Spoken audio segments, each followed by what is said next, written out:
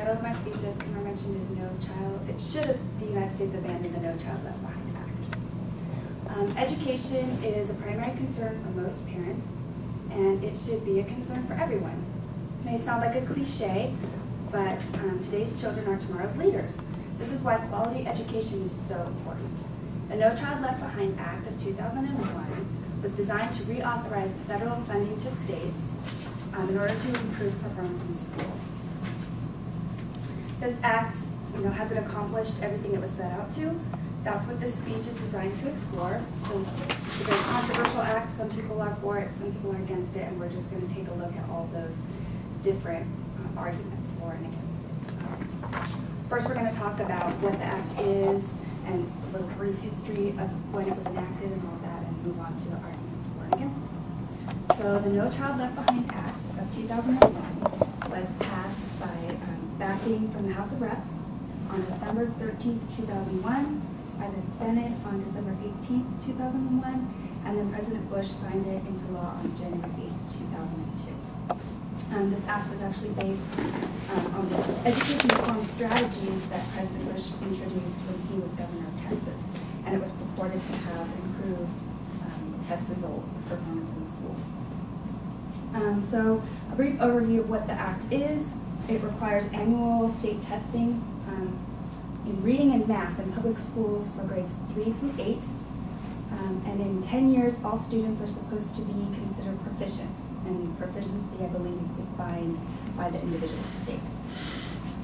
So this is just a basic general overview of the act and the history and what it is. And now we're going to start talking about some of the arguments in favor of the act.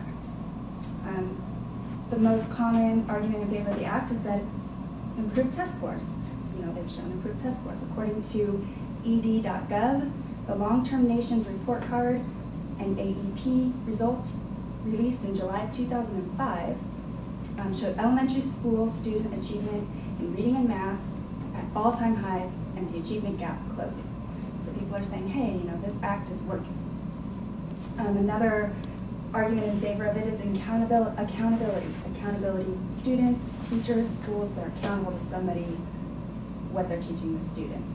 According to an article written by Deborah White, supporters of the No Child Left Behind Act agree with the federal government that accountability to educational standards and mandates and emphasis on test results will improve the quality of public education for all students.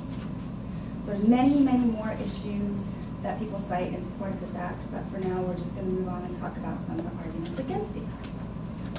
One of the main arguments is that each individual state makes its own statewide tests, which is said to make it possibly easier for the states to improve their own scores. According to ed.sc.gov, new research by an Oregon-based testing organization has found dramatic differences in what individual states expect their students to learn. In 5th grade reading, for example, Colorado's reading standards were set so low that 82% of 5th graders nationwide were able to meet them. But only 27% of the nation's 5th graders were able to meet South Carolina standards. So it shows a wide disparity between states and what the kids can and cannot accomplish. So that's one of the things that people are saying, this act is not really working. Another one that they cite is that teachers may be tempted to teach to the test. In other words, they're grading, the test is grading reading and math. So that's what the teachers are focusing on, is what some people are saying. According to CBSNews.com, nearly half of the districts said that they have cut time in elementary schools for non-tested subjects such as social studies, art, science, music, and gym. The cuts across these various subjects total about 30 minutes a day, according to this report. Another argument against it is that there's too little focus on the social causes of poor performance. So according to NoChildLeftBehind.com, despite decades of evidence that poor school performance is shaped in part by poverty, neglect, and various social disadvantages, No Child Left Behind does little to alter these root causes. Anyone with a true commitment to turning around the performance of disadvantaged children would address all the specific aspects of the malfunctioning system, from housing, employment, and medical care, to preschooling and school improvement. So now that we've reviewed all the major reasons for and against this act, there's many more that weren't covered, but I felt that this was a relatively comprehensive overview.